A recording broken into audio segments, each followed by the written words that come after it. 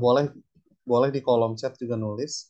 Kalian rencana ngambil tes IELTS-nya kapan dan untuk kepentingan apa? Mungkin boleh ditulis di kolom chat ya.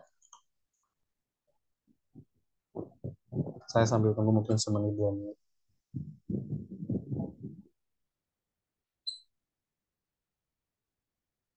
Oke, ini nggak ada yang ngetik nih.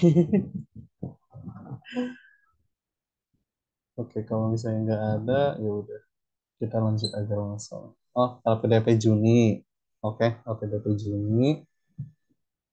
Nggak ada. Kayaknya rata-rata untuk beasiswa ya berarti untuk LPDP. Oke, cool, cool. Baik. Kalau misalnya untuk LPDP berarti minimal skornya kalau untuk lulus LPDP-nya aja 6,5 kalau nggak salah.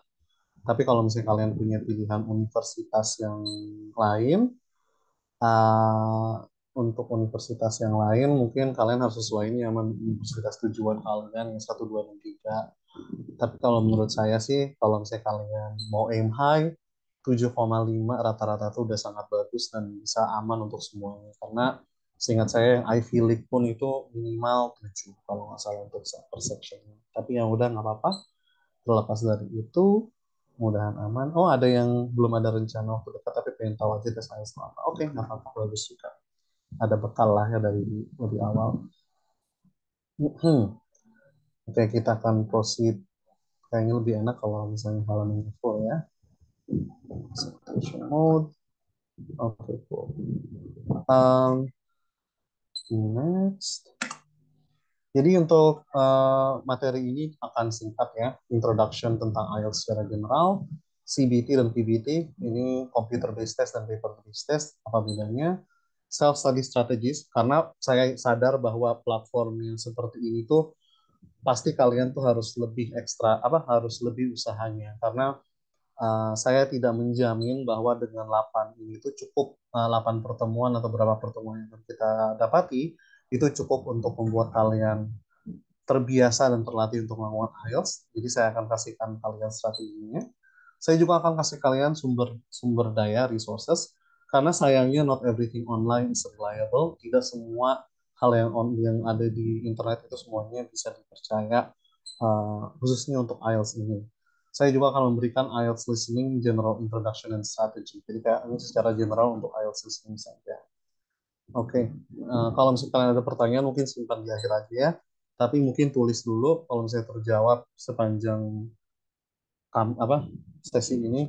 Alhamdulillah, kalau enggak bisa langsung kalian tanya langsung, bisa unmute, bisa lewat kolom chat ya. So, apa tuh IELTS? Mungkin kalian belum familiar nama panjangannya, tapi panjangannya adalah International English Language Testing System, IELTS, one of the world's most popular English tests, second only to TOEFL kayaknya, tapi kayaknya TOEFL sama IELTS sama aja. IELTS tuh populer digunakan oleh Uni Eropa dan Australia kalau nggak salah, tapi hampir semua universitas yang setidaknya menggunakan bahasa Inggris sebagai bahasa pengantar pengajarannya itu mereka menerima IELTS. Jadi kalau misalnya kalian ambil IELTS, most likely kalian daftar kemanapun diterima. At least dari segi persyaratan bahasa Inggrisnya. Kecuali kalian kuliah di S1-nya atau studi sebelumnya itu emang berbahasa Inggris, itu biasanya aman. Dan sebenarnya untuk sekedar meluruskan saja, sebenarnya IELTS itu bukan tes grammar atau tes vocabulary, walaupun itu adalah salah satu aspek yang dipakai. Tapi ini adalah tes IELTS itu adalah measuring the ability to communicate in English. Bagaimana kemampuan kalian berkomunikasi dalam bahasa Inggris. Untuk tes yang general, biasanya IELTS ini digunakan sebagai syarat imigrasi. Jadi kalau misalnya kalian pengen jadi imigran atau penduduk tetap di salah satu negara Uni Eropa dan Australia, salah satu tes yang akan kalian ambil ada IELTS general. Kalau IELTS akademik, dan saya harap teman-teman yang pengen daftar beasiswa khususnya daftarnya IELTS akademik, karena itu yang emang digunakan untuk orang-orang yang ingin melanjutkan studi baik itu sarjana, pasca sarjana ataupun doktoral. Jadi jangan sampai salah daftar ya. Daftarnya yang akademik, jangan daftar yang general. Dan itu biasanya kemampuan komunikasi. Akademik, komunikasi yang listeningnya itu misalnya mengerti bagaimana mencatat sebuah lecture atau sebuah kuliah umum. Kalau misalnya nanti di readingnya, kalian juga bagaimana membaca teks yang agak berat secara akademik kalau misal, atau teks yang emang temanya akademik, walaupun ditujukan kepada audiens segeneral mungkin. Jadi bahasanya tuh nggak bakal kayak bahasa jurnal, jangan takut, tapi mungkin bahasanya lebih dekat ke kayak misalnya The Economist atau New York Times atau jurnal ilmi apa? Yes, esai ilmiah tapi yang untuk kalangan populer aja. Hmm. Nah, untuk teknisnya tuh gimana? Jadi listening, reading, writing itu biasanya sepaket. Dalam artian kalian duduk satu sesi, kalian kerjain semuanya, tiga-tiganya berurutan dari yang listening dulu sampai reading sampai writing. Ini benar baik kalian melakukan itu computer based test atau mungkin paper based test. Computer based test itu kurang lebih kalian pakai komputer ini, kayak pakai nanti kalian di test centernya kalian bakal masuk ke kayak semacam lab komputer dan kalian akan login ke aplikasinya dan akan mengerjakan semuanya lewat situ. Kalau misalnya paper based test bisa di ruangan kelas atau pas zaman saya dulu itu satu aula besar dan kalian bisa menggunakan nanti pakai head kayaknya dua-duanya sekarang udah pakai headset untuk listeningnya, terus reading dan writingnya tergantung. Kalau misalnya kalian computer based test kalian pakai kalian enak bisa pakai keyboard seperti ini. Atau kalau misalnya kalian paper based test kalian kerjainnya pakai kertas dan pena, jadi kalian tulis tangannya harus bisa, yang bisa kalau bisa bisa dibaca ya. Terus yang speaking, kenapa speaking saya tulis different session? Bisa jadi, dan ini tergantung kebijakan senternya, dan akan dikasih tahu juga kok biasanya ketika kalian mendaftar ujian IELTS-nya, apakah speaking-nya itu dilaksanakan di hari yang sama atau tidak. Karena ada beberapa kisah yang saya dengar bahwa, saya biasanya kalau daftar IELTS, tesnya itu di hari yang sama, mungkin speakingnya itu jedanya 2-3 jam. Jadi misalnya saya ngerjain listening, reading, writingnya pagi, istirahat makan siang, terus habis itu speaking. Mungkin speakingnya agak sore karena nunggu giliran orang ya. Kalau ada juga yang melakukan speakingnya itu esok hari, mungkin di hari berikutnya atau hari sebelumnya, itu tergantung kebijakan dan mungkin ketersediaan pewawancara. Untuk speaking ini tergantung center, ada yang langsung, jadi mungkin nanti akan ada penguji IELTS yang tersertifikasi yang akan langsung mewawancarai kalian. Ada juga yang mungkin metodenya lebih online, jadi kalian masuk ke ruangan dan nanti kalian dihadapkan sama interviewernya mungkin melalui daring, mungkin lewat Zoom atau lewat teleconference yang lain. Untuk waktu-waktunya di sini bisa dilihat ya. Listening 4 section, 40 pertanyaan setengah jam. Reading 3 section, 40 pertanyaan 1 jam. Writing itu 2 section dan 2 jam. Jadi untuk yang sesi pertama ini 2 jam setengah, makanya stamina-nya harus dijaga. Nanti kalau misalnya di luar bulan puasa, tapi kayaknya di bulan puasa juga disediakan kalau misalnya kalian tidak berpuasa karena satu dan lain hal, itu disediakan air putih kok ketika misalnya lagi mengerjakan di computer based test seenggaknya, dan diberikan kertas dan pensil untuk coret-coretan. Untuk speaking, wawancara pada umumnya lah ya. Next. Ini adalah score range. Di IELTS bisa dapat 0, tapi itu karena kamu nggak ngambil tesnya. Jadi ya kalau misalnya kalian ngambil tesnya, kalian bisa dapat lebih dari 0 lah, mungkin 1. Kalau misalnya kalian nggak ngelakuin usaha. Jadi ini tes tes skornya 0 sampai 5 tuh masih kurang satisfactory untuk beberapa orang, karena 1 tuh kurang lebih orang yang cuma tahu beberapa kata bahasa Inggris saja. Nomor 2 tuh kesulitan. Kalau yang 3 ini spesifik banget penggunaannya dan kadang miskomunikasi terus. Nomor 4 sama 5 ini baru mulai, mungkin orangnya bisa ngomong tapi terbatas terbatas. 5 ini sering salah tapi basic communication bisa. Lalu di sini baru mulai ranah yang mulai acceptable ya. 6 itu effective command of the language despite more inaccuracies, inappropriate usage and misunderstandings. Can understand reasonably complex language, particularly in familiar situations. Itulah kenapa LPDP dan banyak kampus menaruhnya di 6 atau 6,5, karena bahasa yang dimulai diajarkan kan mau nggak mau kompleks, apalagi kan udah masuk pendidikan tinggi ya. Dan Kenapa particle in familiar situations? Karena mungkin kalian sudah terbiasa dengan ranah ilmu kalian, jadi walaupun di bahasa Inggris kan kalian lebih nyaman untuk berbicara dibandingkan membicarakan hal yang lain. Tapi kalau kalian mau ambil aman banget, 7, 7,5, 8, atau kalau misalnya kalian bisa 9, itu udah sangat bagus sekali. Tetapi ya itu datang dengan latihan dan apa ya, dan pasti harus kerja keras. Sebagai konteks, saya beruntung mengambil IELTS ini 3 kali, sekali pas SMA, 2 kali pas kuliah, sekali pas kuliah, sekali pas mau kerja, dan skor saya naik sih dari 7,5 general naik menjadi 8, terus yang terakhir ini 8,5. Jadi ya emang butuh belajar dan emang butuh ketekunan. Tapi kalau misalnya kalian serius dan kalian punya kapasitas bahasa Inggris yang sudah lumayan bagus, kalian insya Allah bisa aja mungkin 7 atau 8 ini menurut aku feasible atau aman aja. Aman sekali lagi saya ingatkan, kalau kalian masih ngerasa belum pede dengan bahasa Inggris kalian, mungkin dari segi grammar belum seintuitif itu, atau masih belum bisa penggunaan bahasanya, um, mungkin saya sarankan coba ambil tesnya dulu. Tapi kalau misalnya kalian banyak nggak bisanya tuh karena nggak ngerti atau karena kesalahan grammar, itu mungkin bisa diteliti lagi, apa dikerjain lagi ya bagian grammar dan bagian itu ya. Dan kalau kalian secara speaking masih terbata-bata atau mungkin bahkan di kalangan sesama pelajar pun masih susah dimengerti, itu mungkin saya sarankan jangan belajar buat IELTS dulu, kalian baguskan dulu fundamental bahasa Inggrisnya, baru berpindah ke IELTS. Karena IELTS itu asumsinya kamu udah punya pegangan grammar yang lumayan, pondasi grammarnya udah lumayan kuat, vocabulary-nya udah kuat. Kalau misalnya kalian mau tes itu, ambil satu slide ini. Kalau kalian masih belum bisa mengerti apa inti dari slide ini, mungkin itu pertanda bahwa kalian mungkin belum siap untuk ambil IELTS. Ini saya bukan nakut-nakutin, tapi emang begitu realitanya. Jadi ya harap kita sadar akan kemampuan masing-masing biar nggak terlalu maksa juga ujungnya. Next, how to take the IELTS test. Sebenarnya ada 3 di luar PBT dan CBT. Ada online at home. Walaupun online at home itu sebenarnya CBT juga. Kalau paper based test itu pakai kertas, jadi kalian semua jawabannya itu tulis di kertas.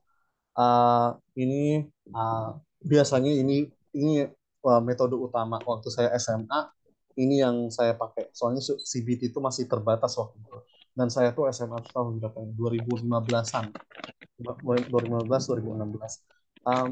Untuk orang yang apa mikrofonnya kebuka boleh di mute terus, takutnya nanti ada yang bocor suaranya. Oke, sih, makasih. PBT itu paper based test, jadi kalian harus pakai nulis, boleh pakai harus pakai pulpen, tapi kalian pakai pensil aja dulu buat mengoreksinya. Dan resikonya itu biasanya yaitu kalau di listening kalian untuk menjawabnya itu nggak langsung di answer sheet atau nggak langsung di halaman jawabannya, kalian pakai kertas coretan dulu, terus nanti dikasih 10 menit buat transfer jawabannya dari kertas itu ke kertas jawaban.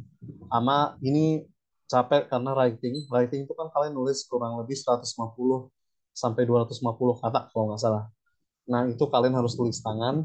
Saya nggak tahu tulis tangan kalian gimana, tapi tulisan tangan saya itu jelek, dan saya takutnya susah dibaca. Dan juga kalian harus ngitung sendiri kan kayak 150 kata itu kurang lebih berapa kata. Makanya banyak orang menyarankan penggunaan CBT, karena kalian tuh tinggal ngetik, tinggal masukin. Jadi listening selesai satu section, kalian bisa submit. Selesai satu section, dua section, tiga section, empat section kelar, kalian dikasih 2 menit untuk revisi atau untuk lihat jawaban kalian, terus kalian bisa langsung submit. Online at home ini apa kak? Online at home ini muncul karena pandemi. Jadi kan karena pandemi terbatas orang-orang yang bisa mendaftar untuk melakukan tes di center, bahkan mungkin nggak boleh waktu itu ya karena kebijakan lockdown. Maka British Council kalau tidak salah memutuskan untuk mengadakan yang namanya online at home. Harganya kurang lebih sama. Terakhir sekali saya daftar IELTS itu Desember 2023 kemarin. Itu saya dapatnya itu 3,1. 3,3 juta 150. Aku nggak tahu ya harga sekarang berapa. Itu di Surabaya. 3,15 itu berlaku untuk semua, paper, komputer, sama online. Online at home ini kalian hati-hati, karena satu, kalian harus menjamin bahwa ruangan kalian kondusif, sinyal kalian aman, device kalian nggak kentang. Terus, hati-hatinya juga, saya nggak tahu apakah online at home ini masih disediakan atau belum. Soalnya pas terakhir kali saya lihat masih bisa dilakukan gitu kan, pas Desember kemarin. Tetapi kalau khususnya kalian yang mau daftar buat S2 atau nanti buat studi ke luar negeri, perhatikan persyaratan dari universitas kalian. Karena universitas saya daftar ke Unimelb, Unimelb tidak menerima tes bahasa Inggris apapun yang diambil di rumah. Harus diambil di tes center. Jadi, cek kebijakan dan ketentuan dari kampus masing-masing ya yang pengen kalian daftar. Karena kalau misalnya, nauzubillah, kalian ambil online at home, terus tiba-tiba kebijakan kampusnya bilang nggak boleh, ya 3,15 hilang begitu saja ya. Dan teman-teman harus ke tes center. Dan saya nggak tahu kalian asalnya dari mana aja. Perjalanan ke tes center kan juga panjang. Saya di Kalimantan nggak ada tes center, seingat saya. Jadi saya harus ke Jawa, mau ke Surabaya, mau ke Jakarta, dan itu pasti makan biaya tiket, belum akomodasi, belum apapun lagi gitu. Jadi hati-hati banget ketika misalnya ngambil pilihan yang online at home, pastikan bahwa baik pihak LPDP maupun pihak universitas kalian tuh menerima ini. Sama satu lagi, pasti kalau ke luar negeri ngurusin imigrasi, ya kan? Pastikan juga bahwa imigrasi menerima hasil IELTS online at home. Karena itu bisa kebijakannya berubah-ubah juga. Kalau kalian nggak mau ngambil ribet dan nggak mau research semua itu, paling aman sudah emang ngambil di test center, dan kalian mungkin bisa langsung cari test center terdekat di kalian tuh di mana aja dan jam available-nya apa aja. Karena saya to say, tidak available setiap hari, dan waktunya juga kita nggak bisa pilih, jadi kalian bisa cek di ielts.org untuk ketersediaan test center dan formatnya apa aja. Bentar ya. CBT is my personal recommendation karena praktis, aman, dan semuanya itu enak. Kalau misalnya kamu ngetik ya kamu tinggal ngetik. Kalau kamu tinggal jawab tinggal ketik pakai mouse aja, dan aman sih. Ini yang paling convenient dan paling enak biasanya. Next. Untuk latihan IELTS itu gimana sih Kak sebenarnya? IELTS itu sebenarnya 80% praktek, 20% teori. Nah, aku nggak tahu namanya sekarang apa, tapi misalnya UTBK atau SBMPTN atau tes-tes yang lain, anggap aja kayak gitu. Kamu tuh sebenarnya harusnya belajarnya udah dari jauh hari, atau mungkin belajarnya itu cuman teori tesnya, kayak oh bentuk soalnya apa aja, pertanyaan yang sering muncul atau bentuk pertanyaan yang sering muncul tuh apa aja, strategi untuk menyelesaikannya gimana. Kalau kalian pernah ke GO atau Ganesha Operation, kayak mungkin atau les-les yang lain tuh yang gimmicknya adalah oh cara cepatnya tuh gimana sih, rumus deckingnya tuh gimana sih, sorry kalau sebut mereknya, tapi kayak oh bagaimana strategi dan cara singkat untuk mengerjakan ini, itu teorinya. Sisanya itu praktek, jadi kalian tuh harus banyak latihan soal setelah kalian banyak baca teori gitu. Jadi teorinya mungkin kalau misalnya ini sehari, atau kalau misalnya kalian belajar sejam tuh paling 20 menit doang kalian belajar tentang teorinya, sisa waktunya itu untuk praktek. Kenapa praktek? Karena ini tuh ujian. Ujian tuh punya bentuk soal, punya strategi, dan biasanya kalau kalian sering latihan IELTS tuh soalnya mulai familiar gitu kan. Nah, itu yang dicari. Mulai familiar, mulai tahu bentuk soal, dan itu akan membuat kalian makin terbiasa untuk mengerjakan soal ini. Karena menurut aku emang mau gak mau sih masalah latihan. Tergantung seberapa sering. Apakah kalian orang yang bisa mengerti pola dan mengerti strategi dengan cepat, mungkin kalian latihannya itu nggak bakal sampai berbulan-bulan.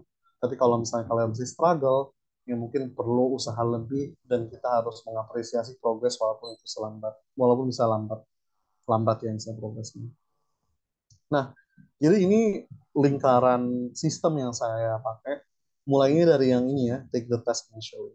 Jadi kalau kalian pengen tahu kalian tuh bisanya di mana dan gak bisanya di mana di IELTS, kalian coba ambil tesnya dengan test conditions. Jadi mungkin tadi untuk writingnya kalau bisa sesuai 1 jam, readingnya 1 jam, listeningnya itu setengah jam. Untuk speaking kayaknya agak susah ya, teman, kayak ya udah coba ambil yang itu dulu. Speaking itu kalau mungkin buat bisa pakai jasa AC apa kita juga untuk melatih itu. Nah, mungkin kalian coba sekali, dua kali, kalau bisa tiga kali, biar kalian punya lebih punya banyak data kan. Kenapa tiga? Satu tes dari tes yang lain tuh mungkin bentuk soalnya tuh beda-beda. Jadi satu, dua, tiga tuh biar tahu bentuk soal apa aja yang bisa muncul dan harapannya bisa variatif gitu ya. Kalian ambil satu, dua, tiga kali, terus kalian catat kalian tuh salahnya di mana aja. Tapi nggak cuma salahnya di mana aja, perhatiin tipe tipe soalnya, dan kalau bisa kalian menarik kesimpulan kayak oh ini kayaknya aku salahnya tuh karena faktor ini deh, atau oh ini sering salahnya pas soalnya mulai susah atau pas aksennya mulai aneh. Soalnya IELTS, so I'm sorry to say, aksennya itu selain British American juga ada aksen-aksen yang lain yang akan diperkenalkan di listening. Setelah kalian tahu kesalahan kalian, mungkin kalian bisa belajar dari tipe soalnya dulu. Jadi mungkin kalian lihat, oh, mungkin di reading biasanya yang susah itu adalah true, false, not given. Benar, salah, dan tidak diberikan. Atau kayak tidak bisa dijawab dengan informasi yang tersedia. Oh ya udah, kita mungkin ngerti dulu strategi soalnya sebenarnya menuntut apa, belajar tips and tricksnya, terus kita latihan itu terus. Terus kita cek performance kita. Mungkin kita mulai dari yang tadi yang reading itu dulu. Apakah udah bisa mengerti, apakah bisa hasilnya satisfactory, mungkin kayak oh sampai 8 misalnya, atau salahnya itu cuma sampai 2 3 doang gitu. Set standar kalian sesuai skor kalian. Setelah kalian dan lakukan itu untuk semua tipe soal di semua segmennya. Jadi itu tinggal kalian atur aja waktunya bagaimana. Uh, Sekali dua kali habis itu kalau misalnya udah puas, mock tes aja atau coba tes lagi gitu. Kalau misalnya coba tes lagi, banyak video di YouTube yang kayak simulation pas IELTS, ada juga nanti saya juga sharing beberapa buku yang bisa kalian cari untuk kalian latihan soal gitu ya. Nanti kalian bisa lakukan itu terus, ulangin sampai pusing. Kenapa saya nyaranin ini? Sekali lagi, ini pengalaman pribadi saya aja ya. Ini sistem yang bekerja untuk saya, karena saya untuk 3 kali IELTS itu semuanya otodidak. Enggak otodidak doang. Yang pertama pas SMA tuh dibantu guru, walaupun cuma dikasih kayak ini cara kamu belajarnya, habis itu udah. Saya biasanya koreksi sendiri. Terus yang untuk yang kedua dan ketiga pas saya kuliah itu saya juga ngerjainnya, belajarnya juga sendiri. Karena saya emang sudah terbiasa, maka waktu persiapan saya tuh sebulan. Saya setiap hari kalau bisa, dan weekend mungkin gak nyentuh. Saya sebulan hari kerja lah ya, ke sebulan kerja tuh sejam ngerjain ini aja. Mungkin kalian punya strategi lain, jadi apa-apa tanya tanya mentor yang lain, konsultasi dengan video yang lain, mungkin ada gaya belajar yang lebih cocok sama kalian. Tapi ini yang lebih aku pakai karena ya satu, ini kan soal, jadi harus sering ngerjain tugas atau ngerjain soal. Oke, untuk resources. Official IELTS resources tuh ada 3 kalau nggak salah. British Council, IDP, sama Cambridge English. Kenapa aku harus ngasih tahu ke kalian sumber official? Jadi teman-teman, karena IELTS ini kan tes yang lumayan terkenal dan juga sering dipakai untuk ladang bisnis, of course, karena kan ini juga salah satu ladangnya. Walaupun kita volunteer, tapi kan ada kelas private, jadi kita juga ada bisnisnya juga. Tapi ada beberapa orang yang membuat materi pembelajaran mereka itu sayangnya jauh berbeda dari sumber ofisial. Entah dimudahkan, entah disusahkan. Dimudahkan biar kalian ngerasa, oh ternyata IELTS tuh gampang, atau oh ternyata aku jago loh IELTS. Pas ketemu tes sebenarnya stres karena ternyata nggak sesuai dengan bentuk soal atau dengan standar yang diberikan oleh IELTS atau pembuatnya. Disusahkan mungkin biar kayak oh ini uh, tesnya itu emang sengaja disusahkan tuh biar kalian tuh nggak, biasanya ada teori kayak karena susah pas kalian datang ke tesnya ternyata gampang. Padahal tuh kan sebenarnya wasting energy banget. Nah, ada beberapa sumber official yang bisa kalian pakai. British Council, IDP, dan Cambridge. Suaraku mulai aman nggak, guys? Atau ada yang sulit? Atau ada, mulai Aman, putus? Kak. Aman ya? Aman, Kak. Dari tadi jelas banget. Heeh. Oke, oke, oke. Kalau begitu, mungkin teman-teman yang mungkin, atau aku matiin kamera ya, biar mungkin beberapa teman yang sebenarnya kurang enak bisa menikmati. Oke. Nah, ada aplikasi di Android namanya tuh IELTS Prep. Tapi seingat saya dia tuh ngerjain soalnya tuh masih harus pakai kertas. Jadi kalian nggak bisa submit langsung di apa teh namanya di aplikasinya. Untuk writingnya juga jawabannya itu dikasih contoh jawaban dan itu menurut aku masih bagus. Kalian bisa ke official website-nya. Seingat saya British Council dan IBP itu menawarkan semacam free test. Jadi kalian bisa simulasi tes di situ.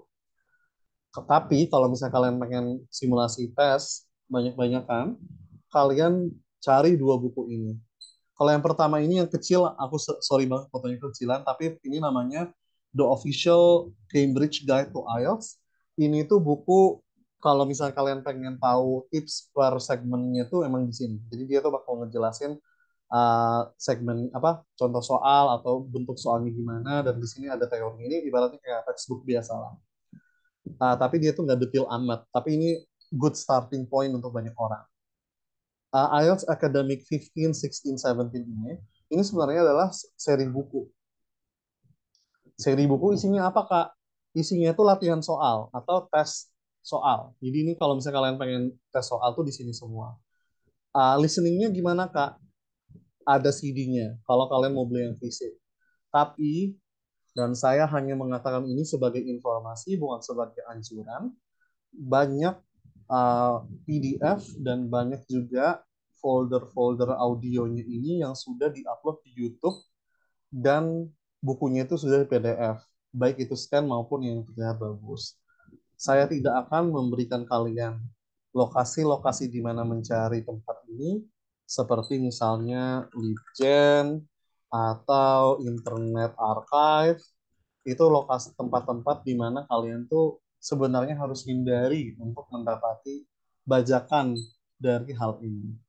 Saya tidak menyarankan kalian untuk membajak, itu kembali ke keputusan kalian masing-masing. Namun ini adalah informasi yang terjadi dan saya hanya menyampaikan saja informasi tersebut. Next. Mungkin sebelum kita, oke, mungkin sebelum kita ke sini, apakah ada yang mau ditanyakan tentang tesnya secara umum? Bisa ketik di kolom chat ya, saya kasih 3 menit.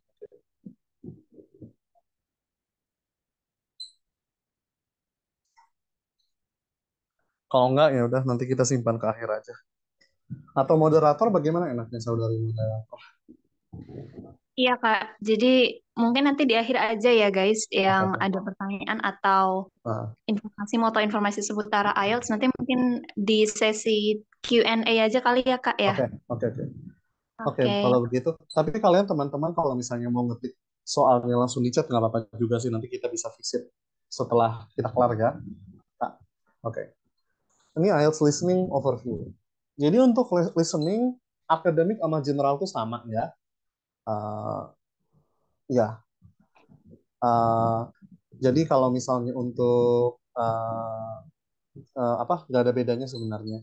Topics vary in difficulty and matter. Jadi kan tadi ada 4 segmen itu semakin biasanya segmennya itu nggak sama apa kesulitannya tingkat kesulitannya itu berbeda-beda. One chance audio only played once. One chance berarti apa? Sekali listening itu ya udah sekali aja nggak bisa di take lagi di sesi yang sama. Audionya hanya dimainkan sekali, jadi kalian nggak bisa replay. Kalian nggak bisa pause, kayaknya bisa pause, tapi kayak aku lupa. Tapi intinya kalau audionya main ya udah kalian harus komit. 4 section, 40 pertanyaan, dan 30 menit, biasanya setengah jam. 40 menit kalau misalnya kalian sama PBT. Nah, 30 menit of active listening, 10 minutes to transfer answers untuk PBT. Jadi kayak tadi, kalian kerjanya di kertas coretan kalian, terus kalian pindahin ke kertas jawaban. Makanya saya saranin banget pakai pensil, takutnya ada yang salah. Terus 2 minutes to transfer answers. Kalau untuk yang computer based test. Jadi di computer based test, kalian kelar segmen 1, 2, 3, 4. Terus habis itu dikasih 2 menit untuk periksa semua soal.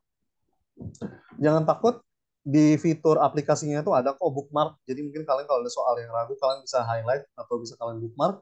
Jadi nanti tinggal kalian pindah-pindah. Sama kayak kalau kalian pernah UNBK ya, sama fiturnya. Jadi kayak bisa highlight nanti kuning terus kalian bisa balik ke situ. Oke, ini untuk section-sectionnya. Section one, section one itu adalah conversation between two people. Jadi ini akan ada perbincangan. Ini subjeknya biasanya general subject matter dan konteks dan situasinya itu sosial. Jadi di sini tuh misalnya adalah booking a hotel room atau pesan buku online atau mungkin lagi nanyain tentang fasilitas gym. Pokoknya ini konteksnya itu sangat general dan emang kondisi sehari-hari. Di sini biasanya kalau kalian pernah otak-atik soal IELTS, yang biasanya spelling nama. Kayak misalnya, my name is Hermione Granger. How do you spell Granger? Granger, misalnya gitu. Atau yang can I have your phone number? My phone number is 0831. Nah, itu biasanya di sini-sini soal-soalnya.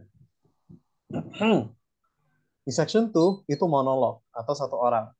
General subject matter, key details and explanation. Jadi yang dicari itu adalah key details and explanation. Biasanya nyambung sama section 1, tapi mungkin aja berbeda. Jadi tergantung tesnya gimana. Nyambung tuh dalam artian apa? Temanya sama. Jadi kalian nggak perlu prior knowledge atau kalian nggak perlu tahu tentang section 1 buat ngerjain section 2 secara independen. Itu santai aja. Cuma mungkin konteksnya sama. Misalnya tadi booking hotel room, sekarang ini mungkin tentang directions to a hotel. Kayak, oh hotelnya tuh kemana misalnya. Atau uh, jasa apa aja sih yang disediakan oleh hotel. Nah, itu biasanya di section 2.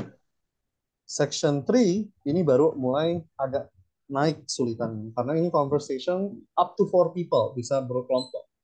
Konteksnya tuh educational, atau konteksnya tuh di latar belakang akademis atau pendidikan. Keep track of speakers. Kalian harus ikutin speakernya tuh ngomong apa aja. Example, discussions in an academic group task. Jadi mungkin biasanya tuh konteksnya tuh kerja kelompok kalau nggak ngomongin kuliah. Basically gitu. Dan itu kalian harus keep track speaker siapa ngomong apa dan apa yang sebenarnya dia apa yang fakta atau hal-hal yang dia ucapkan. Section 4 ini biasanya dianggap oleh banyak speaker atau banyak task taker sebagai yang paling sulit. Kalau ini monolog, abstract subject matter, subject matter ini tentang apa? Inti dari pertanyaannya adalah untuk follow the topic atau ngikutin topiknya. Dan di sini biasanya itu kuliah atau kalau kalian pernah nonton TED Talk, kalian ada yang pernah nonton TED Talk mungkin bisa angkat tangan atau say yes di chat atau TEDx kalau misalnya kalian pernah itu. Intinya TED Talk, TEDx atau seminar basically kayak orang ini ngomong tentang suatu topik atau misalnya dia presentasi atau mengajar. Misalnya a professor presenting their newest research on cognitive behavioral therapy. Atau mungkin profesor cerita tentang siklus hidup mamal apa gitu. Atau mungkin dia ngejelasin tentang ekonomi, tapi bahasanya itu nggak bakal teknis banget kok. Biasanya untuk yang akademik ini, khususnya nanti di reading juga, itu biasanya bahasanya walaupun pembahasannya berat, tapi bahasanya dibuat untuk general readers. General readers adalah untuk pembaca umum. Standarnya adalah misalnya surat kabar. Jadi kayak misalnya Economist, BBC, Al Jazeera, pokoknya outlet news internasional itu standarnya biasanya nyebutin itu bahasanya. Jadi jangan takut kalau misalnya kalian bukan ahli biologi, kalau misalnya dia tiba-tiba ngomongin topik biologi, jangan takut kalian nggak ngerti apa yang dia omongin. Untuk section 1 and 3, itu sama sebenarnya. Karena ini kan conversation. Jadi kalian kalau misalnya mau tracking atau sambil dengar, kalian sambil nyatet. Kalian pakai kolom atau chart kayak gini, terus kalian organize speakersnya. Ini baru 2. Misalnya katakan si Sohi, terus kalian tulis, oh dia tuh aksennya Australia. Terus kalian dengar Karina, aksennya tuh US. Terus kalian tulis fakta-faktanya apa aja. Kayak, oh, dia frustrasi karena Karina lupa, because Karina forgot the house keys. He's surprised that the keys are not in her pocket. Terus Karinanya suggested calling a locksmith. worried about the price of the Locksmith service. Terus kayak udah tulisnya gini sampai akhir. Nah, nanti untuk tips and tricksnya ada, tapi intinya kalian nggak perlu kok nulis semua conversation-nya sebenarnya. Tapi nanti kita bisa bahas itu di bagian terakhir di session ini. Ada yang unmute ya sepertinya. Ada dua orang nih kayaknya. Mungkin boleh di unmute teman-teman. Di mute, sorry. Tadi saya lihat ada Sylvie dan Putri, mungkin bisa di mute ya. Soalnya ada noise yang bocor. Atau mungkin kalau misalnya teman-teman ada yang host, mungkin bisa mute mereka ya. Oke, terima kasih. Ini untuk section. Oke, jadi ini untuk section 1 and 3. Kalau misalnya kalian dapat, kalian harus bisa tulis ini biar kalian tahu kalian tuh ngomongin apa aja. Untuk section 2 and 4, karena ini adalah monolog, kalian kurang lebih harus menyingkat outline method. Dan kalian harus keep track dia tuh ngomongin apa aja. Misalnya nih, misalnya pembicaranya namanya Profesor Said Abdullah, dia ngomongin tentang benefits of fasting, terus kalian tulis 1, 2, 3, terus dia mungkin pindah mau fokus ke weight loss kayak long term effects on weight loss, terus dia ngomong 1, 2, 3. Apakah kalian harus nulis pakai kata-kata lengkap kayak gini? Enggak. Tentu develop atau gunakan kata-kata atau rumus-rumus yang membantu kalian. Kayak misalnya kalau aku nulis buat listening, aku nggak langsung nulis verbatim atau semuanya. Aku mungkin nulis kayak kalau benefits aku nulisnya gini, plus fasting. Plus itu karena aku lihat itu benefit. Habis itu misalnya long term on weight lossnya aku tulis WL misalnya gitu. Tentu kalau kalian menggunakan ini harus disesuaikan dengan kalian tuh kalau baca bakal paham nggak. Jangan sok ngeringkas tapi pas dibaca lagi kalian malah bingung sendiri yang baca tentang sendiri. Jadi hati-hati juga kalian harus perlu latihan untuk tahu oh uh, penggunaan rumus seperti apa yang cocok sama kalian dan lebih masuk akal di kalian. Ini adalah hal yang sangat personal, jadi jangan terlalu fokus untuk mengikuti orang lain, tapi fokus ke diri sendiri kayak apa sih yang lebih enak di aku. Nah, untuk general strategy ada beberapa hal yang bisa aku kasih. Yang pertama, read the question and information. Ini salah satu hal yang sepele, tapi entah kenapa banyak orang yang jatuh atau yang kena. Di atas sini kalau kalian bisa perhatikan, wait ya. Nih, ada ini. Ini kalau nggak diikutin, jawabannya otomatis salah. So, apa maksudnya? Kalian harus lihat soalnya ngapain? Complete the notes below. Oke, berarti harus melengkapi di sini. Ini dikasih contoh nih. Temporary staff. Ada syarat misinya. No more than 2 words and or a number.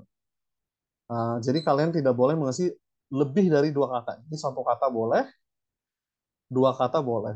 And or a number. Jadi 1 kata boleh, 2 kata boleh. 1 kata dengan nomor boleh, 2 kata dengan nomor boleh, atau nomor aja. Nanti untuk keterangan gini-gininya untuk yang keterangan ininya nanti ada tabel di slide berikutnya yang bisa kalian pakai. Intinya kalian harus perhatikan ini nih. Kalau jawaban kalian bisa disesuaikan dengan format ini, itu berarti jawaban kalian itu benar.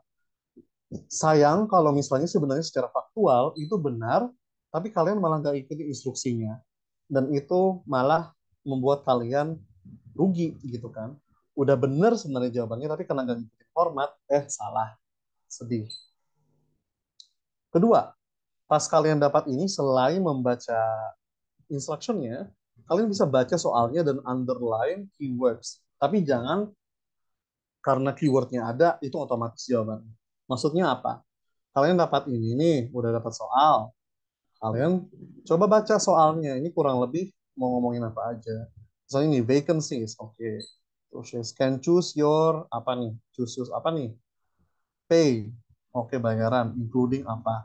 Ini berarti kalian tuh udah mulai secara mental atau secara kalian tuh nyatet di otak kalian kayak berarti jawabannya tuh tentang vacancy. Jadi kayak mungkin kalau audionya bahas tentang ini aku harus lebih fokus. Jadi kalian tuh udah mapping sebenarnya ini soalnya mintanya apa aja. Nah, terus kalian highlight keyword, mungkin kata-kata yang dekat. Kayak misalnya, dress white shirt. Oke, kalau udah ngomongin white shirt, kayaknya aku harus dengerin apa trousersnya gini gini gini gini. Nah, itu harus kalian perhatiin semuanya. Nah, take notes seperti tadi, you need to take notes. Kamu bakal kok terlepas CBT atau PBT, kalian bakal dikasih paper and pencil. Sebuah kertas ya nggak gede-gede amat, kayak kertas lah secukupnya, dan nanti ada pensil buat kalian nulis. Satu lagi, be accurate. Selain follow the instructions, which was this one, kalian harus nggak boleh ada typo. No typos meaning apa? Coba kita hapus semuanya dulu ya. Nah,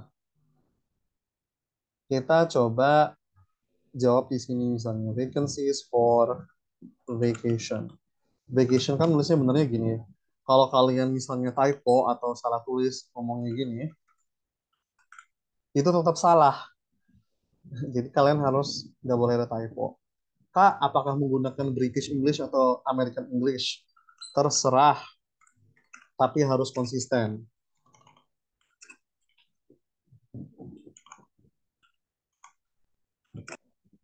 Misalnya kalian British English, meter kalian tuh nulisnya gini, bukan begini.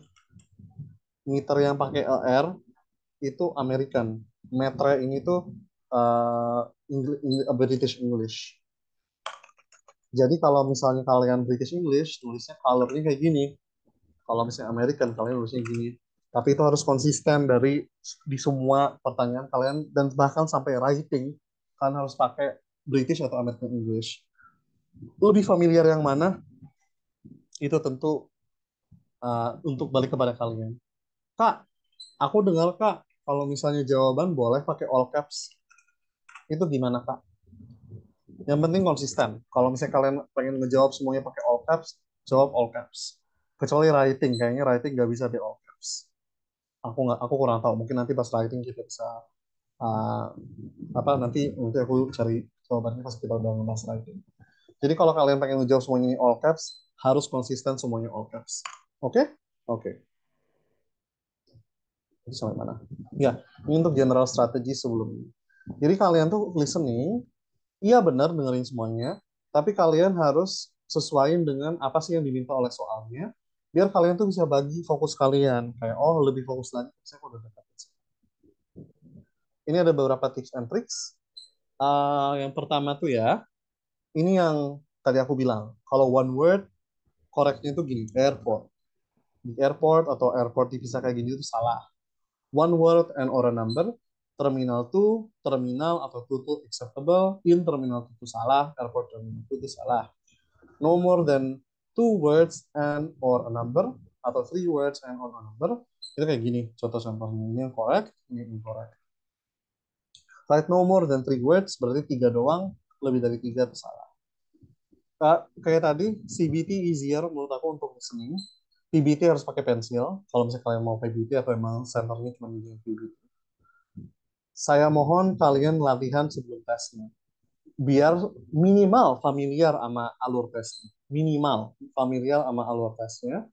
Kalau lebih bagus lagi, lebih sering, itu bagus. Sama kayak olahraga atau kayak otot. Semakin dia sering dilatih, maka semakin terbiasa dan semakin kuat dia dan semakin mahir dia untuk melakukan suatu hal. Orang yang baru main bola sekali pasti beda dong sama orang yang main bola udah bertahun-tahun. Expose yourself to various accents. Salah satu hal yang mungkin kurang untuk kita khususnya atau orang-orang yang mungkin konsumsi medianya itu nggak banyak Inggris, itu mungkin exposure ke aksen. Mungkin kalau bisa kalian nonton atau dengerin aksen yang berbeda dari yang sering kalian dengar. Mungkin kalau kalian sering di Hollywood, sering dengarnya American, coba sekali-kali nonton British atau sekali-kali nonton yang Aussie, Australian, New Zealand. Mungkin kalau kalian pengen coba yang agak ekstrim, yang mungkin kayak English Medok, English India, English Scotland, Irland, itu soalnya tidak menutup kemungkinan kalian akan mendapatkan orang menggunakan aksen tersebut. Apakah mereka menggunakan bahasa Inggris yang benar? Iya, jadi kalian tidak bisa bilang bahwa dia itu bahasa Inggrisnya aneh. Tapi karena telinga kita nggak biasa sama aksennya, ya jadinya kita salah. Padahal IELTS itu kenapa dia menggunakan banyak banyak banyak aksen karena pada kenyataannya sekarang pengguna bahasa Inggris itu nggak cuman orang di Eropa, orang di UK, orang di Amerika, orang di Australia, banyak pengguna bahasa Inggris di luar negeri, di luar negara-negara tersebut, dan mereka pastinya harus direpresentasikan. Toh, let's say kita akan ke dunia nyata, mungkin kalian akan ketemunya sama orang-orang yang kayak gitu. Mungkin amin kalian LPDP atau amin kalian ke luar negeri, kalian pasti ketemu sama orang dengan aksen yang berbeda-beda. Makanya kalau bisa expose yourself to various accents biar seenggaknya telinga kamu tuh kenal sama mereka.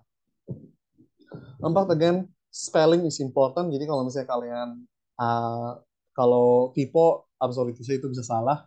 Jadi kalian hati-hati sama kata-kata yang kalian typo. Other than that, guessing is encouraged. Misalnya nih, kalian nebak karena mungkin kalian kelewat argumen apa kelewat tadi listeningnya. Nebak tuh nggak apa-apa karena di IELTS kalau kosong sama salah sama-sama nol. Jadi gini ya, aku terus di chat. Kalau benar itu sama dengan plus one. Kalau salah itu sama dengan zero. Kalau guessing, ya salah itu sama dengan zero. Jadi kalau kalian guess, kalau menang, kalau benar plus one, kalau salah nol. So kalau kosong nol. Kalau kalian nggak jawab juga nol. So mending kalian tebak deh kalau salah karena salah sama kosong tuh resikonya sama nol. Jadi mending kalian kalau misalnya ada apa-apa always guess ya, tebak. Kalau kalian salah atau kosong sama aja. Jadi mending nebak. Siapa tahu dapat bonus poin. Keep moving on, no time to regret. Karena audionya itu cuma sekali. Kalau kalian misalnya miss, mungkin karena ada gangguan atau karena mungkin tadi lagi bengong atau mungkin entah kenapa pas lagi listening ingat sama mantan kalian terus kalian galau. I don't care. Kalau misalnya kalian kurang fokus, balik fokus udah nggak usah galau, nggak usah mikirin. Fokus ke apa yang bisa dikerjain sekarang, nanti balik lagi kalau bisa, terus nembak. So it's okay. Habis itu sama yang ketujuh, listen with purpose, aka listening for the answer. Kalian kan ada soalnya nih, dan pasti audionya tuh nyuruh kalian untuk baca soalnya dulu. Kenapa? Itu sebenarnya buat ngebantu kalian lihat soalnya, biar kalian nggak kaget. Udah dikasih waktu, ya gunakan, jangan tidak digunakan. Itu namanya kufur nikmat. Nah, kalian baca, kalian ikutin, biar kalian tahu, oke, gue harus listening kayaknya untuk jawaban ini deh, jawaban ini deh, jawaban ini deh. Dan jangan lupa, instructionnya gimana. Nah, begitu. Ini tips and tricks umum ya untuk hari ini. Karena saya tadi emang niatnya buat ngasih tips and tricks dulu yang umum. Karena next time kita akan ngomongin IELTS listening question types. Nanti kita akan bicarakan tipe soalnya itu bagaimana aja. Itu banyak.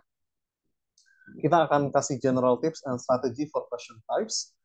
Dan kalau ada waktu kita mungkin akan praktis untuk beberapa ya. Karena kita sejam setengah atau sejam sampai sejam setengah ya. Jadi mungkin kita akan praktisnya tuh uh, langsung di sini dan kita bisa dan saya harap kalian aktif untuk menjawab pertanyaannya. Kalau enggak ya nggak apa mungkin ada waktu lain kalian harus bisa mencari sumber daya untuk menjawab pertanyaannya.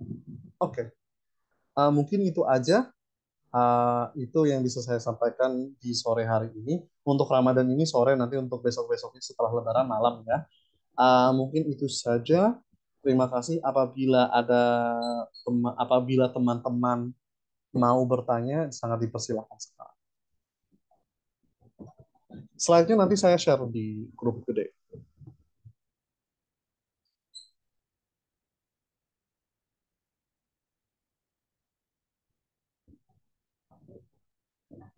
Oke guys, thank you so much Kak Nabil untuk introduction-nya dulu ya buat Hmm. IELTS secara general kayak gitu. Oke, mungkin kalau ada yang memiliki pertanyaan ya teman-teman ya yang ada di sini bisa drop di chat box kayak gitu. Atau unmute juga nggak apa-apa. Oh ya, boleh ya sambil Heeh. speak up gitu sih, biar secara langsung aja ya Kak ya. Heeh. Tapi bentar ya, bapakku lagi nelpon, mungkin kasih aku 3 menit ya. Oh, oke, ya. Oke guys, jadi sambil menunggu Kak Nabil di sini, mungkin teman-teman yang mau speak up bisa raise hand dulu ya, kayak Kak Irya di sini. Oke. Buat yang lain bisa speak up atau kalau emang nggak mau menyampaikan secara langsung bisa dituliskan di kolom chat kayak gitu. Oke, kita tunggu sampai Kak Nabil Oke, datang oke ya. aman. Oke Ah, aman, oke aman. oke. Oke Kak, di sini saya lihat untuk yang raise hand masih hanya ada Kak Iria. Mm. Mungkin bisa dimulai dari Kak Iria dulu aja ya Kak ya. Ya boleh boleh. Oke, Kak Iria, boleh speak up Baik. langsung ya Kak. Baik, selamat sore Kak. Selamat sore. Mau lebih ke mau minta aja sih Kak, kalau misalnya boleh bisa apa, latihan praktis listeningnya sambil ada mock testnya gitu ya, cuman satu bagian aja gitu Kak, biar kita bisa tahu langsung gitu loh listeningnya seperti apa. Terima kasih. Oh, kalau itu nanti di next pertemuan kita bisa kok. Tapi kalau misalnya Mas Irya mau cari, cari aja listening test task one misalnya. Atau task one itu ada kok di internet kalau misalnya Mas mau cari. Nanti untuk misalnya kayak praktek barengnya mungkin untuk pertemuan selanjutnya ya. Oh ya udah. Nah, tapi kalau Terima misalnya kasih. Mas mau, saya bisa cari. Saya nanti kirim coba ke grupnya sekarang. Sambil Oh ya. sambil nunggu IELTS listening mock test. Ini ada yang lengkap. Oh iya, atau saya tadi lupa, tapi nggak apa-apa, nanti di grup nanti saya kirim juga. Karena Kalau boleh saya mau bisa. mau rekomendasi YouTube channel buat latihan ini yang saya mau pakai gitu. Tapi nanti saya mungkin kasih lewat grup aja ya. Tuh di grup Mas ada saya kirimin mock testnya dengan answers ya. Nah, nanti Mas bisa nonton setelah ini. Mungkin sambil santai juga nggak apa-apa kalau saya cuma buat tahu aja ya. Baik, Kak. Itu saja sih. Terima kasih. Terima kasih. Ada yang lain mungkin? Oke Tadi guys, mm, ada lagi nggak yang mau menyampaikan secara langsung mungkin? Kita tunggu ya Kak. Mungkin teman-teman di sini lagi nyiapin entah itu pertanyaannya atau bisa. masih Ya santai. apa yang mau ditanyakan. Santai soalnya ini kan juga masih sesi general ya. Jadi kayak dulu. Oke. Nanti bisa langsung raise hand ya buat teman-teman di sini yang misalkan ada pertanyaan. Mm, Hari ini kita fokus ke ini aja sih ya, ke introduction atau pengenalan IELTS-nya itu secara umum dulu kayak gitu. mm, Jadi kayak misalkan ada pertanyaan yang berkaitan dengan hal tersebut bisa langsung ditanyakan di sini mm. ke Kak Nabil.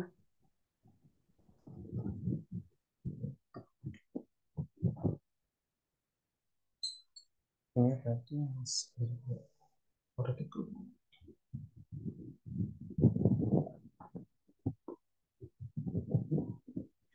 Tadi Mas Oktalende tadi saya ada yang angkat tangan ya, kalau nggak salah. Atau tadi cuma salah, salah gitu. Tuh yang udah disebut tuh guys. Bisa langsung Halo nih ditanyakan Kak, ke Kak Nabil. gue mau nanya nih. Iya santai bro. Apa? Mau nanya apa bro? Em, gue mau nanya karena ini pertama kali gue ikut IELTS, tapi ini belum tahu sih apa itu IELTS sebenarnya. Tapi pertanyaan gue itu kayak em, di sini tuh untuk belajarnya itu sebulan aja ya. Berarti seminggu itu berapa kali pertemuan gitu? Untuk seminggu tuh 2 kali pertemuan untuk general, karena ini kan kelas besar. Sebenarnya harusnya tuh yang datang ke sini tuh hampir lebih dari 15 orang, harusnya datangnya tuh 40 orang gitu per kelasnya, harusnya ini kelas besar.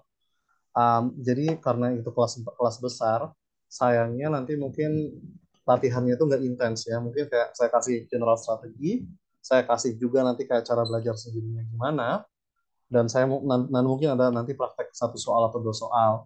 Tapi mengingat bahwa bentuk soalnya itu banyak sekali, ya metode terbaik untuk kelas yang lebih besar tuh ya kayak gitu, harus diajarin satu ini contoh soalnya, ini strateginya, dan juga untuk buku-buku dan sumber daya mungkin akan saya bagikan kepada teman-teman.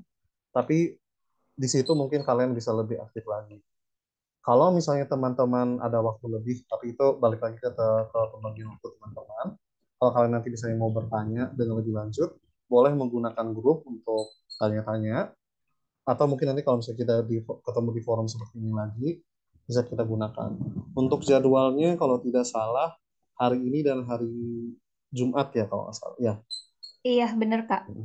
Hari Selasa hari ini dan hari Jumat untuk yang sebelum Ramadan ya, nanti dilanjut setelah Lebaran lagi kayak gitu. Apakah itu menjawab saudara Okta? Iya Kak.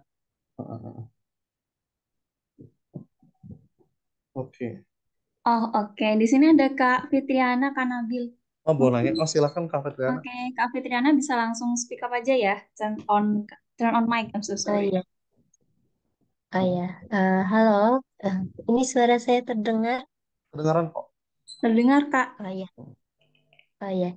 Ini saya mau nanya sebenarnya kalau gambaran umumnya tes IELTS ini sama tes TOEFL itu apa bedanya ya? Ya mungkin terlihat di speaking, kalau IELTS ada speaking seperti itu. Nah, tapi kalau misalnya kayak konten materinya mungkin kayak berkaitan tentang structure atau readingnya itu misal apa sinonim dari suatu kata atau apa itu seperti itu sama tesnya atau ada spesifikasi yang berbeda gitu Kak. Mungkin itu yang ditanyakan. Saya belum pernah ngambil TOEFL, jadi saya nggak tahu secara spesifik. Tapi yang bisa saya sampaikan adalah, yang satu kan pasti speakingnya. Kalau speakingnya di IELTS itu interview langsung sama orang. Durasi 11 sampai 15 menit. Jadi itu salah satu hal Hmm. yang berbeda. Untuk soal-soalnya tadi kan dibedain tuh speaking apa, listening, writing, speaking.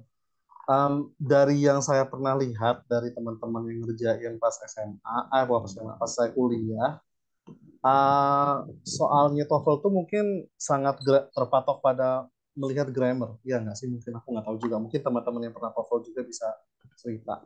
Tapi kalau di IELTS itu tadi lebih fokus ke komunikasi. Jadi kalau misalnya nanti kita kan pelan-pelan untuk listeningnya itu dulu kayak tadi, dari yang skenario sehari-hari sampai ke yang tadi kuliah. Kalau nanti ntar ya, bersin nggak jadi. Untuk yang misalnya nanti di reading, ternyata jadi. Sorry banget. Um, Iya, nggak apa-apa. Kalau misalnya readingnya nanti tiga, tapi tiga-tiganya itu mungkin bacaannya lumayan ilmiah, Kak Fitriana. Jadi mungkin lebih berat kayak misalnya kayak ekonomis atau surat kabar internasional levelnya. Makin ke sana makin dalam, makin makin susah. Jadi itu biasanya soalnya itu lebih ke kayak kalau misalnya teman-teman udah tes bakat skolastik atau lagi siapin itu kayak pemecahan masalah. Apa sih intisari dari atau apa sih informasi dari teks ini, dan apakah itu sesuai gitu. Untuk bentuk soalnya PG lengkapin ringkas juga bisa gitu, atau ngasih judul paragraf. Kalau misalnya untuk apa lagi dari satu lagi, writing itu biasanya dua. Yang pertama tuh adalah membaca data. Jadi nanti dikasih tabel atau dikasih apa chart atau dikasih diagram, terus kita sebut mendeskripsikan atau merangkum fitur-fitur atau ciri-ciri dari diagram atau dari data tersebut. Nah, yang tugas kedua tuh berargumen atau meminta pendapat. Nanti dikasih tahu kayak dikasih sebuah prompt atau dikasih sebuah topik kayak misalnya kenakalan remaja sedang naik. Menurutmu, apakah hukuman penjara bagi bagi untuk misalnya kenakalan remaja atau kriminalitas remaja ini adalah hal yang tepat? Jelaskan misalnya kenapa iya atau kenapa enggak menurutmu gitu. Itu bentuk soalnya juga berbeda-beda. Mungkin pertanyaannya kayak mungkin nanti topiknya suruh kamu bandingin atau sebut kekurangan kelebihan itu kayak gitu. Dan di komen dari teman kita yang bilang izin menambahkan sangat berbeda. Kalau TOEFL opsi jawaban Pilgan, tapi kalau IELTS bisa Pilgan, bisa isian singkat dan ya. Kalau nanti di IELTS tuh nggak cuma pilihan ganda, bisa pertanyaan pendek, short answer, bisa uh, give heading kayak title, nanti misalnya kayak paragraf ini apa sih judul yang paling cocok buat dia, bisa tadi true, false, or not given, betul, salah, atau tidak diberikan. Mungkin begitu sih Mbak, dari Oh, dari bentuk soalnya itu berbeda, tapi dari substansi mungkin kurang lebih sama, cuma mungkin metodologinya agak beda aja gitu.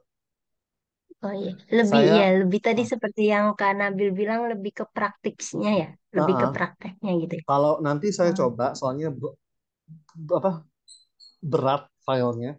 Nanti coba saya kirim ke WhatsApp ya. Mungkin buku yang latihan soalnya salah satu. Nanti Mbak Fitriana bisa coba baca dari itu dari listening sampai speaking kayaknya semuanya ada dan ada kunci jawaban kalau Mbak mau latihan. Jadi nanti di situ mungkin Mbak bisa lihat kayak bentuk soalnya dan mungkin Mbak Fitriana bisa bandingkan dengan TOEFL ya. oh iya, Apakah baik menjawab? Kak. Iya, iya baik. Kak, ini tapi tadi ini nggak tahu nih, ini kayaknya pertanyaan lucu aja sih. Tadi kan buku itu dari 4 dari 15, 16, 17 ya. Berarti ada buku dari 1 sampai 14 gitu ya, Kak? Betul. Itu dari Isinya kepikiran aja sih kenapa nomornya itu dari 15, 16, 17. ya betul. Sekarang kalau nggak salah 19. Oh, tapi Jadi berarti ada dari satu. dari satu, tapi itu tergantung Mbak carinya gimana ya. Apakah Mbak mau lewat internet nyarinya, dan itu balik ke kompas moral masing-masing.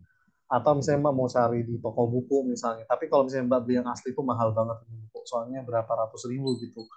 Nah, itu misalnya kalau Mbak bisa nemuin satu juga lumayan. Tapi dari satu buku itu kalau nggak salah ada 5 atau 4 tes. Jadi lumayan puas lah untuk ngerjainnya dan juga ada kunci jawabannya bahkan untuk writingnya dan writingnya itu dikasih sampel answer gitu. Jadi kalau misalnya Mbak mau dan listeningnya Mbak nggak perlu download, mungkin di YouTube udah ada yang ngupload jadi tinggal cari aja gitu. Bagaimana Mbak Ya, Fitriana? ya, ya. Baik, Kak. Terima kasih, Kak Nabil. Makasih. 18-17 enggak, itu cuman edisi Mas Irya. Jadi kayak edisi 1, 2, 3 itu sebenarnya cuman tes. Isinya itu cuman kumpulan soal atau sampel tes. Jadi kayak latihan soal kayak listening 40 soal, ini soal, apa itu kayak writing sekian soal, reading sekian soal. Itu kayak tes beneran. Jadi kalau misalnya kamu mau simulasi tes pakai buku Cambridge itu bisa. Bedanya 16, 17 sama 16 tuh nggak ada. Cuman ini edisi yang ke-16, ada 4 tes baru. Isinya tuh kurang lebih sama, nggak ada materi. Kalau kalian mau yang materi itu yang tadi Cambridge Introduction to IELTS. Apakah itu menjawab saudara Ilya?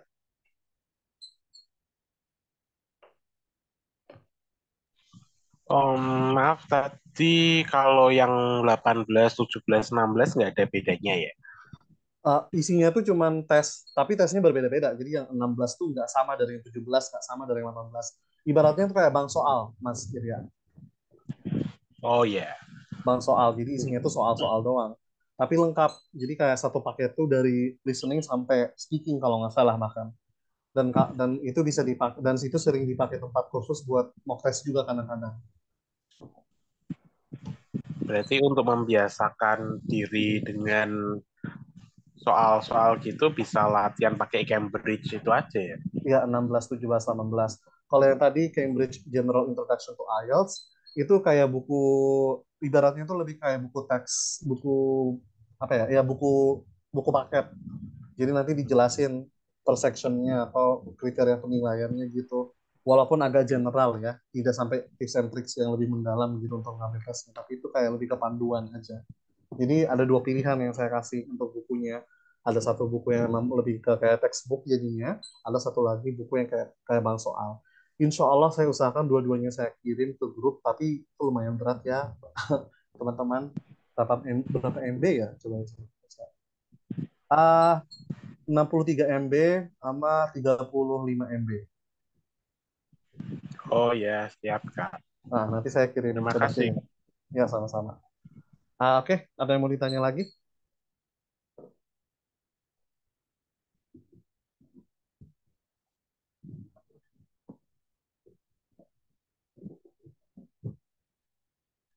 Coba saya kirim ke grup ya. Takutnya Saya Oke. lupa.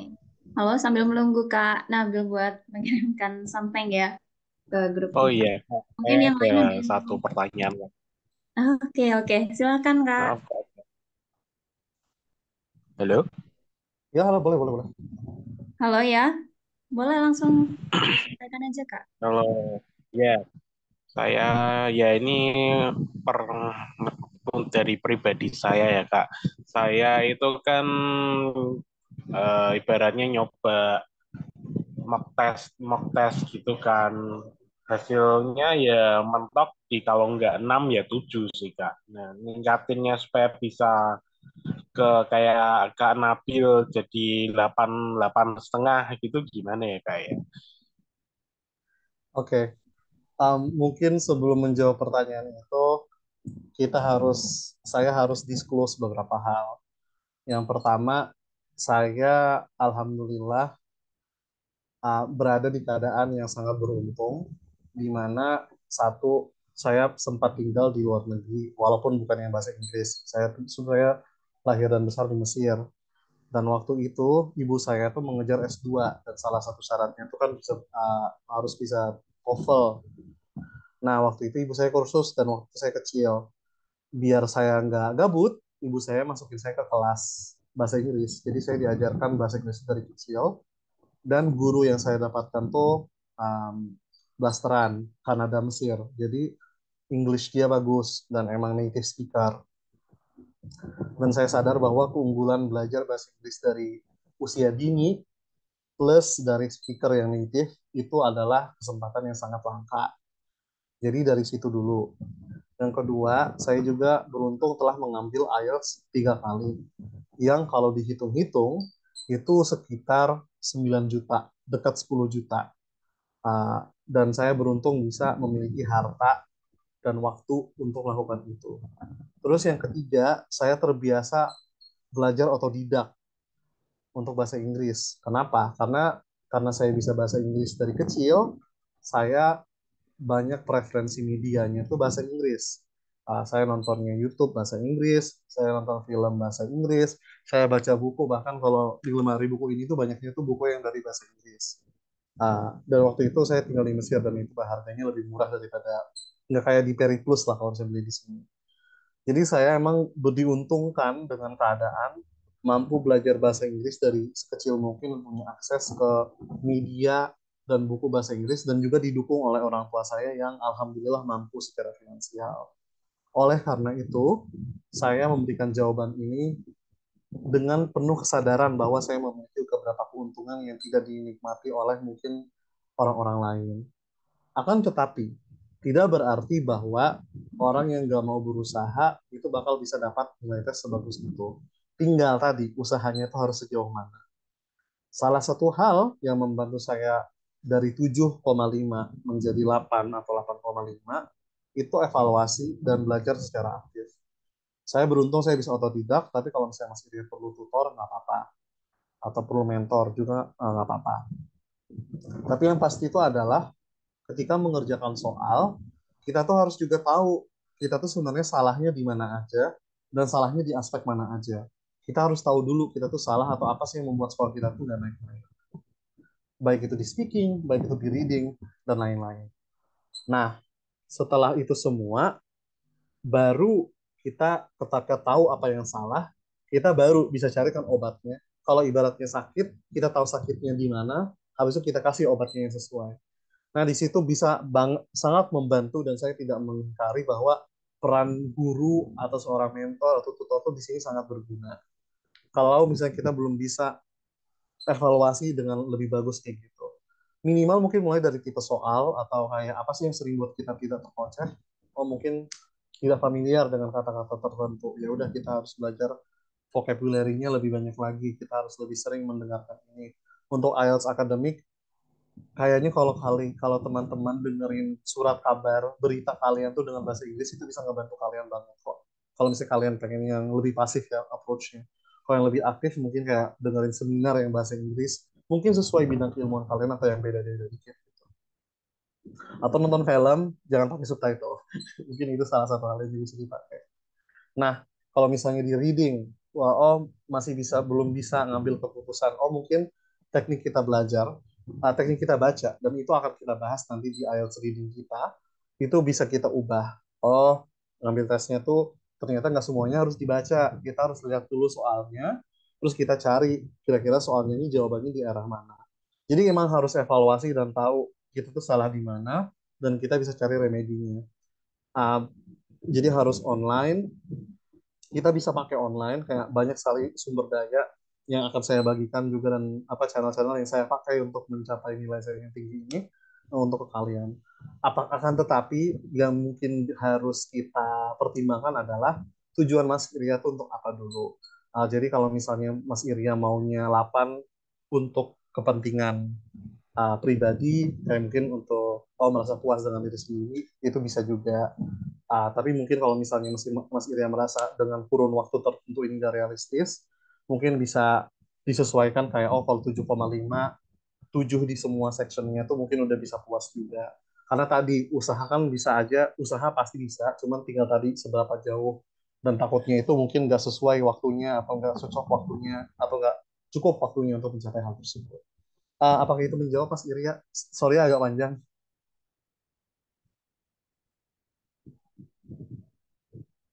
Halo?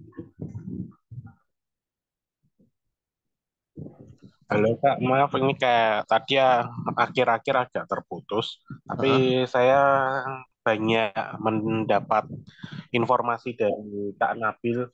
Ya, ya saya juga sebetulnya sejak awal sudah ikut les dengan native juga sih. Jadi Hmm. saya sedikit banyak bisa memahami yang Kak Nabil sampaikan. Cuman ya mungkin kalau dari saya akan lebih banyak ya immerse myself in English gitu sih, Uh-uh. sama belajar secara aktif juga. Iya, jadi emang gitu sih, emang harus evaluasi ya, kayak salahnya di mana, dan emang harus belajarnya itu spesifik kan, nggak bisa tuh belajar general. Ini mungkin gitu sih. Tadi mungkin udah menjawabnya Mas Irya. Sudah menjawab. Kalau Sudah misalnya ada menjawab. pertanyaan lagi, boleh di grup aja, nanti saya bisa bantu untuk kalau misalnya semampu saya ya. Um, untuk Mbak Fitriana tadi nanya, menumbuhkan rasa ingin belajar secara otodidak untuk belajar bahasa Inggris itu yang penting. Tipsnya bagaimana, Kak? Ah, sebenarnya sih gimana ya? Am, rasa ingin belajarnya ini sebenarnya aku realistis. Aku tuh orang kalau nggak ada ancaman aku nggak bakal bergerak. Jadi mungkin ketebak orangnya mungkin sering deadlineer. Kalau aku mau curhat ini slide baru kelar mungkin sejam atau 20 menit sebelum pengumumannya ini. Jadi aku sebenarnya orang yang termotivasi oleh ancaman. Tapi saya udah karena sadar akan hal itu, saya biasanya ya udah kerjain biar nggak stres banget pas ancamannya, ya udah setengah slide-nya jadi kemarin, hari ini baru kelarin gitu loh. Jadi kayak orangnya tuh harus agak kayak gitu. Nah kalau misalnya bahkan pas saya skripsi pun tapi jangan dicontohin ya. Kalau misalnya kalian nanti mau ke luar negeri, saya juga termasuk agak yang apa nih landa apa fluktuatif banget lah proses skripsinya. Nah, tapi intinya apa? Mungkin kita harus tahu dulu kayak sebenarnya apa sih yang membuat kita tuh termotivasi atau terpaksa untuk melakukan sesuatu. Karena the power of kepepet itu bisa berlaku untuk beberapa orang. Nah, mungkin untuk Mbak Fitriana, mungkin kita mulai dari insentif yang jangka pendek dulu, yang real dulu. Mungkin Mbak Fitriana sekarang, mungkin karena pengen S2 ke luar negeri, yang jadi motivasinya adalah IELTS-ku harus 6,5 ke atas. Kalau enggak, aku nggak bisa keluar negeri. Kalau enggak, sia-sia duit aku buat IELTS kalau hasilnya di bawah 6,5. Aku mikirnya dulu gitu sih. Apakah itu menimbulkan kecemasan? Betul. Tapi untuk saya itu bisa bekerja. Ada juga orang yang mungkin motivasinya lebih jangka panjang dan memang punya goal-goal yang bersifatnya tuh nggak temporary. Misalnya, saya pengen menjadi communicator yang lebih bagus. Karena emang saya merasa enak kalau saya berkomunikasi dengan luas dengan orang. Nah, itu yang hal yang bisa juga digunakan sebagai motivasi orang untuk belajar kan gitu. Nah, mungkin dari yang pertama tuh mengenal dulu apa sih yang membuat kita tuh termotivasi untuk melakukan sesuatu. Jujur aja, apapun alasannya, apapun motivatornya tuh nggak apa-apa, nggak ecek. Selama itu terbukti emang membuat kita bergerak untuk selalu tumbuh untuk belajar bahasa Inggris. Nah, mungkin begitu dulu sih jawaban saya. Untuk Tiara, saya ke University of Melbourne, Master of Environment. Saya apa namanya, lingkungan. Boleh nggak Kak Nabil ceritain dikit pengalaman belajar bahasa Inggris otodidak sampai sekarang bisa kerja di luar negeri? Nggak kerja di luar negeri. I mean, kantorku emang waktu itu dulu, waktu sebelum saya jadi freelance ya, saya emang kerja di NGO remote karena kantor pusatnya itu di Amerika dan emang sering coordination sama global sama cabang global. Jadi ada cabang di Amerika, ada cabang di Amerika Latin, ada cabang di Afrika, di Kenya, ada satu lagi di Nairobi kalau nggak salah aku lupa. uh, ya gitu. Pokoknya kerjanya bukan di luar negeri. Saya kerja masih di Indonesia. Klien saya Indonesia, cuman kebetulan kantornya tuh NGO yang internasional ya. Um, Pengalaman belajar bahasa Inggris otodidak. Kalau otodidak tuh lebih ke IELTS-nya ya guys. Kalau misalnya untuk berbicara dan communication gini, emang alhamdulillah diuntungkan dengan kesempatan belajar dari dini, dan juga kebetulan saya temennya pas saya balik ke sini itu emang berteman sama orang yang bisa bahasa Inggris atau yang emang interested di bahasa Inggris, atau seenggaknya orang yang mungkin kalau anak SMA tuh yang terlalu suka sama media Inggris, mungkin orang yang suka anime, yang kebetulan terpaksa baca sub Jepang, atau misalnya orang-orang yang emang harus yang suka banget sama bahasa Inggris lah gitu. Jadi karena saya nyambungnya sama mereka, mereka juga pengen belajar bahasa Inggris, ya udah saya ngobrol sama mereka bahasa Inggris. Pas kuliah, saya aktif sebagai debater bahasa Inggris, jadi di situ juga masih terasah lagi untuk communication-nya. Untuk IELTS-nya tuh ya emang sebenarnya saya otodidak tuh bukan apa-apa, saya pengen hemat aja karena les kan bisa mahal. Dan kalau apalagi kalau lama-lama, jadi saya ya udah pernah sekali hasilnya oke, ya udah karena ngerasa agak pede, ya udah apa, coba lagi belajar otodidak. Otodidaknya itu pun trial and error, kayak harus di lokasi tertentu, harus saya tuh orangnya kalau nggak kelihatan hasil akhirnya tuh saya nggak suka, jadi lebih banyak ke praktek trial and error, karena saya orangnya emang harus yang gagal dulu baru bisa belajar gitu kan, atau baru dapat lessonnya. Sama kayak LPDP, saya nggak sekali wawancara, saya dua kali. Uh, Pertama gagal di wawancara, yang kedua wawancara tembus. Ya kenapa gagal di wawancara, nggak dapat feedback dari wawancaranya, ya udah pusingin itu 2 hari, terus kayak oke, udah dapat apa namanya, udah dapat apa tuh namanya, ilham dan juga feedback dari beberapa teman, uh, memperbaiki diri selama setahun sambil kerja, terus pas wawancaranya aman. Jadi gitu sih Mas Okta, kurang lebih.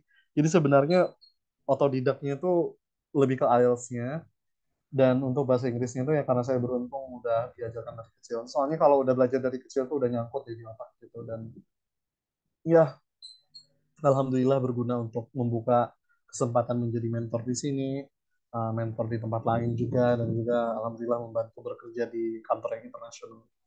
Ya, confident by ourselves lah kalau kita ke kamu dan kita.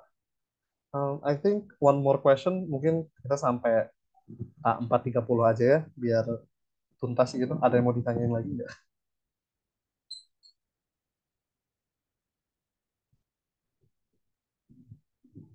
Oke, ada yang mau ditanya lagi nggak, guys?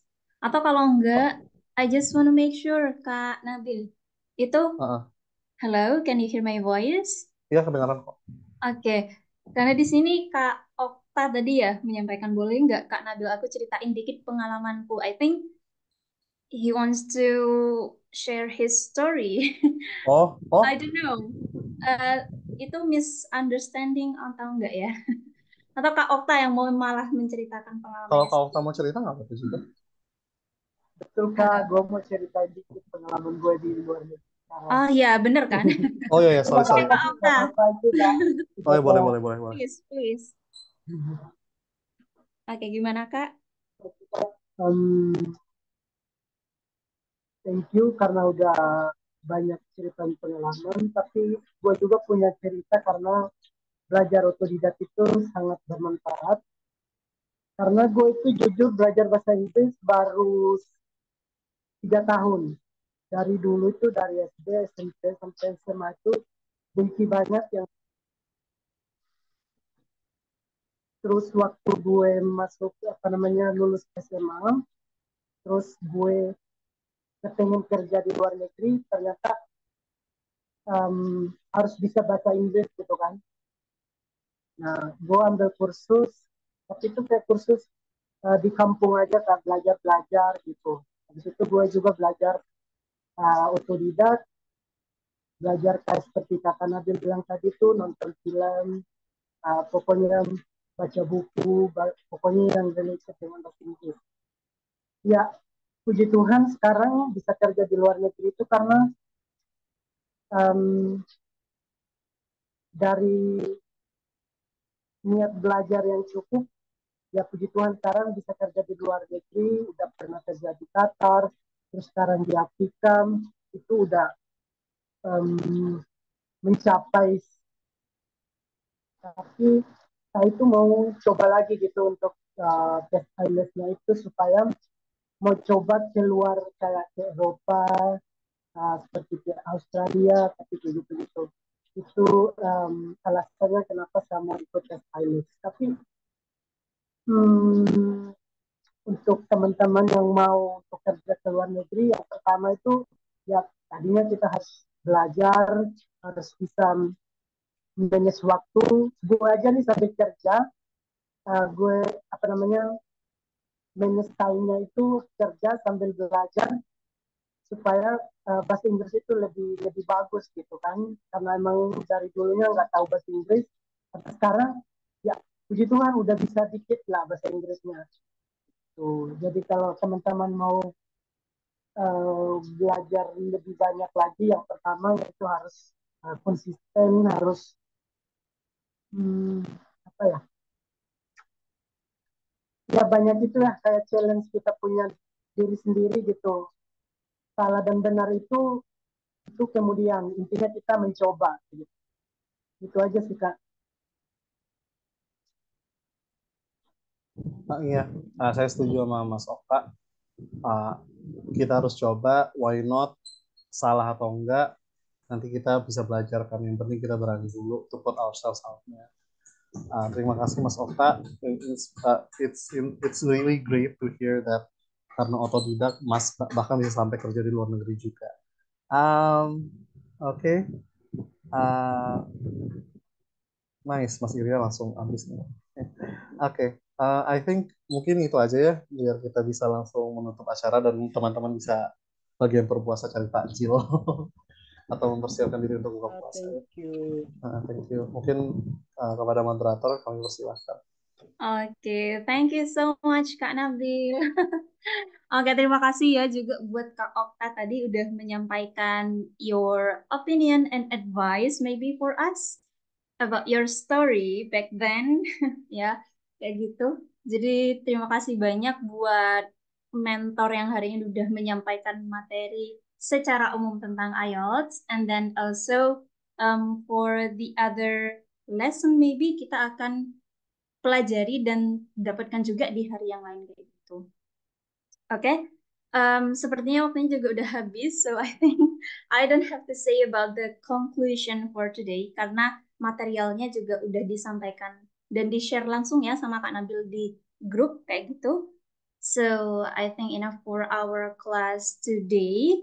Dan maybe for the last thing that we need to do, bisa nggak kita turn on kamera dulu ya? Mungkin buat um, apa ya, bukti bukti dan report dari kelas hari ini. Oke guys, bisa turn on kamera dulu ya.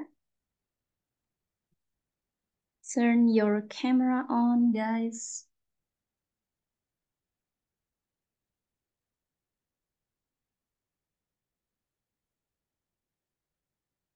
Okay, wait a minute.